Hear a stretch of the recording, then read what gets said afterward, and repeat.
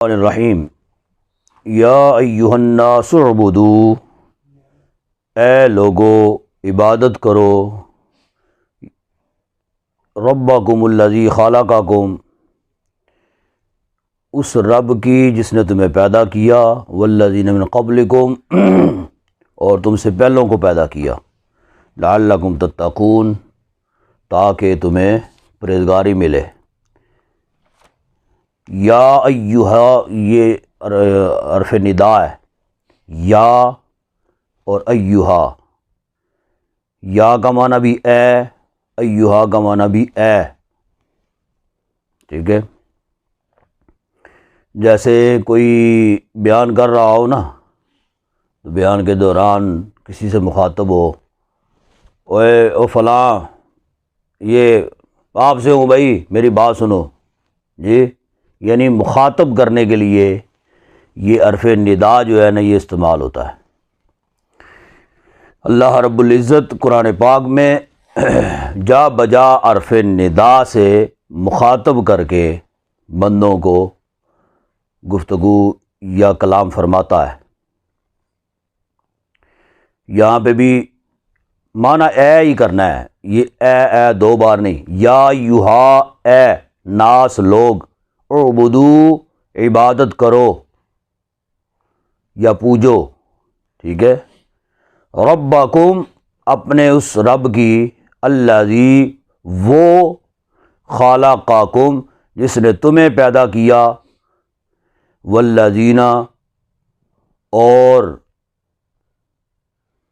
من قبلکم اور تم سے پہلوں کو پیدا کیا، یعنی والذین کا معنی لفظی کریں تو پھر وہ لوگ جو تم سے پہلے، معنی کیا، والذین من قبلکم اور تم سے پہلوں کو پیدا کیا، لعلکم تاکہ تم، تتقون پرہیزگار بن جاؤ، یا تاکہ تمہیں پرہیزگاری ملے۔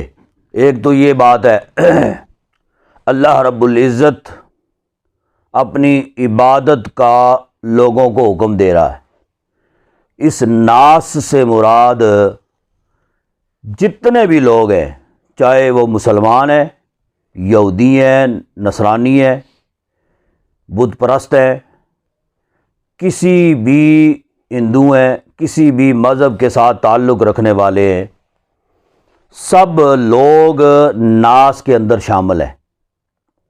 قیامت تک آخری انسان جو دنیا میں آئے گا، اس انسان تک تمام لوگ اس ناس میں شامل ہیں۔ اللہ تبارک و تعالیٰ سب کو حکم فرما رہا ہے کہ تمہیں پتہ ہونا چاہیے کہ تمہاری تخلیق، تمہاری پیدائش جو ہے یہ اللہ تبارک و تعالیٰ نے فرمائی ہے، تمہیں پیدا رب تعالیٰ نے کیا ہے۔ اسی لیے ربا جو ہے، رب کا معنی، ربا کا معنی رب، ٹھیک ہے، یعنی رب تعالیٰ، اللہ تعالیٰ، ٹھیک ہے، یعنی اللہ تبارک و تعالیٰ یہ حکم فرما رہا ہے کہ بت جو ہیں انہوں نے تمہیں پیدا نہیں کیا، یا آگ کی تم پرستش کرتے ہو تو آگ نے تمہیں پیدا نہیں کیا، سورج چاند ستاروں کی تم پوجا کرتے ہو تو انہوں نے تمہیں پیدا نہیں کیا۔ پیدا کرنے والی ذات ایک ہی ہے جس کو رب کہا جاتا ہے یا اللہ کہا جاتا ہے۔ تو جب رب العزت نے تمہیں پیدا کیا ہے، اور صرف تمہیں پیدا نہیں کیا بلکہ تمہارے آباء و اجداد کو بھی پیدا کیا ہے، والذین من قبلکم تم سے پہلے جتنے بھی گزر گئے، ان سب کا رب، ان سب کا خالق جو ہے، ان سب کو پیدا کرنے والا جو ہے وہ اللہ ہی ہے، ٹھیک ہے، اور قیامت تک جتنے بھی لوگ پیدا ہوں گے ان سب کا بھی رب اللہ ہی ہے، ان کو بھی پیدا کرنے والا اللہ ہی ہے۔ لہذا اس میں یعنی بڑی وسعت ہے، اس میں فرمایا کہ اس رب کی تم عبادت کرو جس نے تمہیں پیدا کیا اور تم سے پہلوں کو پیدا کیا۔ کس وجہ سے عبادت کریں؟ لعلکم تتقون، تاکہ تمہیں پرہیزگاری ملے۔ ظاہر سی بات ہے، ایک بندہ اگر عبادت کرے گا، نمازیں پڑھے گا، روزے رکھے گا، اعمال صالحہ بجا لائے گا تو وہ پرہیزگار تو ہو جائے گا نا جی. تو پرہیزگاری کا سرٹیفکیٹ اللہ رب العزت ساتھ ہی ارشاد فرما رہا ہے، دے رہا ہے، لعلکم تتقون، تاکہ تم پرہیزگار بن جاؤ، تاکہ تمہیں پرہیزگاری مل جائے. تو اللہ تبارک و تعالی جو عبادت کرتے ہیں اس کی ان کو پرہیزگار فرما رہا ہے. اور پھر یہاں پہ آیت ختم نہیں ہوئی ہے. لام زبر لا جہاں پہ آتا ہے، لام الف لا، اس کا معنی یہ ہوتا ہے، مطلب یہ ہوتا ہے کہ یہاں پہ مضمون ختم نہیں ہوا بلکہ آگے چل رہا ہے. آگے مضمون کیا چل رہا ہے؟ الذی جعل لکم الارض فراشا والسماء بناء. الذی کا معنی پیچھے بھی میں نے آپ کو بتایا، یا ایھا الناس اعبدوا ربکم الذی خلقکم، وہ جس نے تمہیں پیدا کیا، وہ رب. یہاں پہ بھی اس الذی کا مرجع جو ہے یہ رب کی طرف جا رہا ہے. مزید تعارف اس آیت کریمہ میں اللہ تبارک و تعالیٰ فرما رہا ہے، فرمایا کہ تمہارا رب وہ ہے جعل لکم الارض، جس نے تمہارے لیے زمین کو فراشن، فراش کہتے ہیں بچھونے کو، تمہارے لیے زمین کو بچھونا بنایا. ٹھیک ہے، بچھونا کس کو کہتے ہیں؟ یعنی نیچے ڈالنے کے لیے اور اس کے اوپر آرام کرنے کے لیے، سونے کے لیے جو بچھونا ہوتا ہے. گویا کہ اس زمین کو اللہ تبارک و تعالیٰ نے تمہارے لیے آرام کا ایک ذریعہ اور سبب بنایا ہے، تمہارے لیے اس زمین کو بچھونا بنایا، فراش. ٹھیک ہے، تمہارے لیے زمین کو جس نے بچھونا بنایا، والسماء بناء، اور آسمان کو عمارت بنایا. بناء کا معنی عمارت. ایک ایک لفظ کا معنی جو ہے نا یہ کیا کریں آپ، بجائے اس کے کہ پوری آیت پڑھیں اور پوری آیت پڑھ کے تو آپ اس کا معنی کر دیں. اس کا مطلب یہ ہوا کہ آپ با محاورہ ترجمہ جو ہے نا وہ تو آپ نے کر لیا ہے. تو لیکن اگر آپ سے ایک ایک لفظ کا معنی پوچھا جائے تو ہو سکتا ہے آپ کو نہ آئے. آپ کو یہ نور الایمان دینے کا مقصد کیا ہے؟ یہی ہے. ٹھیک ہے نا، ایک ایک لفظ کا الگ الگ معنی کر کے با محاورہ آپ پھر کریں یا نہ کریں، ایک ایک لفظ کا معنی الگ الگ. ٹھیک ہے، اس کا فائدہ یہ ہوگا کہ پھر آپ کو بھولے گا نہیں. ایک تو یہ ہے، یہ مسٹیک ہوئی ہے کہ جمعرات کو آپ کو یہ بدھ کو بتانا چاہیے تھا. آئندہ یہ بات ذہن نشین رکھیں، ہر ہفتے کے اندر جتنا آپ نے پڑھا ہوگا نا، بدھ کو آخری کلاس ہوتی ہے، جمعرات کو چھٹی ہوتی ہے. جمعے والے دن ایک ہفتے میں جتنا پڑھا ہوگا اس کا ٹیسٹ ہوا کرے گا. ٹھیک ہے، جتنا پڑھا ہوگا جمعے سے لے کے بدھ تک، ٹھیک ہے نا، تو اس کا ٹیسٹ ہوا کرے گا. تو وہ 2 رکوع ہوں، 3 ہوں، 4 ہوں، جتنے بھی ہوں، تو اس میں آپ کو جو ہے نا کوئی بھی آیت آپ کو دے دی جائے گی کہ اس آیت کا معنی کریں، اس آیت کا ترجمہ کریں، یا الفاظ آپ سے جو ہے نا وہ پوچھے جائیں، جس نے تمہارے لیے زمین کو بچھونا بنایا اور آسمان کو عمارت. عمارت سے مراد یعنی چھت، یعنی زمین جو ہے یہ بچھونا کے طور پہ اور آسمان چھت. ٹھیک ہے، لیکن ایسا چھت نہیں ہے، یہ ہمارے گھروں کے جو چھت ہوتے ہیں یہ تو بارش روکنے کے لیے ہوتے ہیں نا، لیکن یہ ایسا چھت ہے کہ جس سے بارش آتی ہے. یہ ایسا چھت ہے جہاں سے رزق بندوں کے لیے آتا ہے.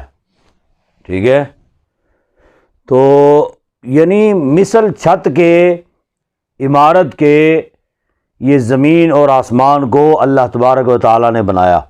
وَأَنزَلَ مِنَ السَّمَاءِ مَاءً، اور نازل کیا آسمان سے پانی. من السماء، آسمان سے، مان پانی. فَأَخْرَجَ بِهِ مِنَ الثَّمَرَاتِ رِزْقًا لَكُمْ، پس نکالا اس سے پھلوں کو تمہارے کھانے کے لیے. فاخرجا نکالا، بھی اس سے، من الثمراتی پھلوں کو، ثمرات کس کو کہتے ہیں؟ پھل، رزقا لکم تمہارے کھانے کو، فلا تجعلوا للہ اندادا وانتم تعلمون، پس نہ بناؤ اللہ کا برابر، اندادا برابر،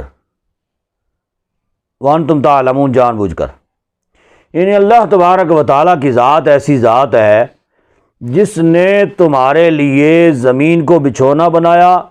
یہ زمین، اس پہ ابتداً سارا پانی پانی تھا، پھر اللہ تبارک و تعالیٰ نے انسانوں کے لیے پانی میں سے خشک زمین کو باہر نکالا.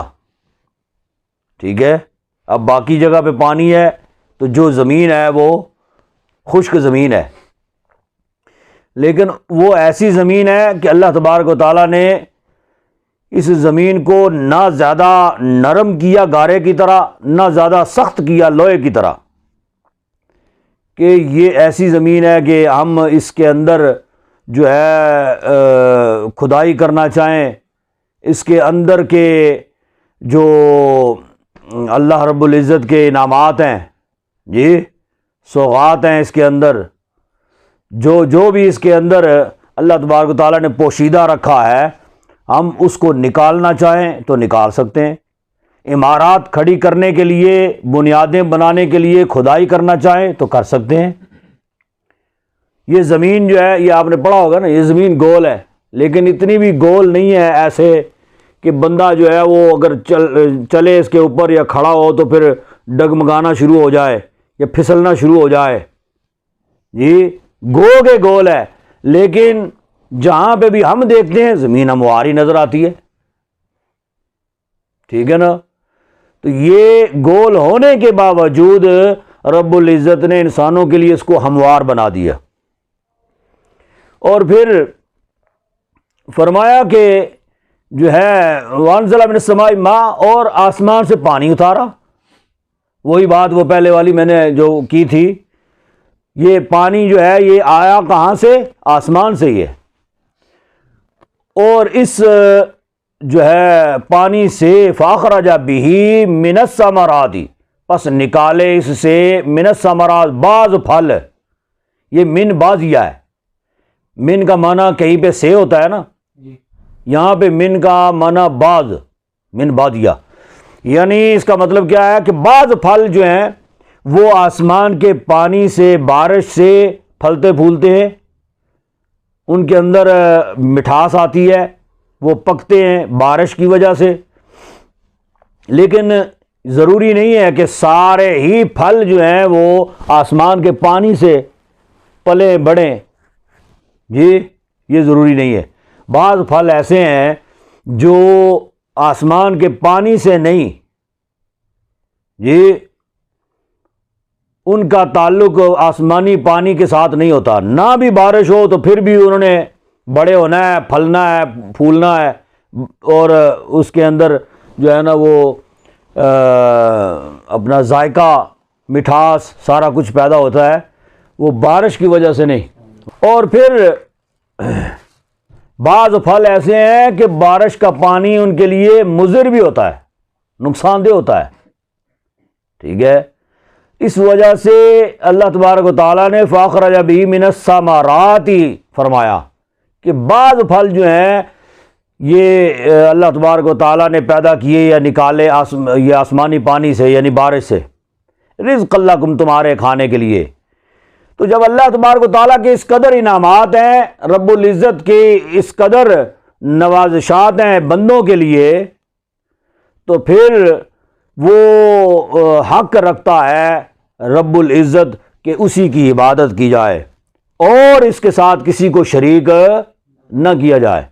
یعنی باقی مذاہب جو ہیں ان کے لیے عبرت ہے، وہ چاہے وہ کسی کی بھی عبادت کرتے ہوں، بتوں کی کرتے ہوں، یہ مطلب آسمان کی کرتے ہوں، چاند سورج ستاروں کی کرتے ہوں، کسی بھی چیز کی عبادت کرتے ہوں، اللہ تبارک و تعالیٰ نے ان سب کے لیے ایک ہی جملہ ارشاد فرما کے بات ختم کر دی، فلا تجعلوا للہ اندادا، اس کے لیے اللہ تبارک و تعالیٰ کے لیے کوئی شریک یا کوئی برابر نہ بناؤ، کوئی بھی اس کے برابری کے قابل نہیں ہے جان بوجھ کر۔ وَأَنْتُمْ تَعْلَمُونَ۔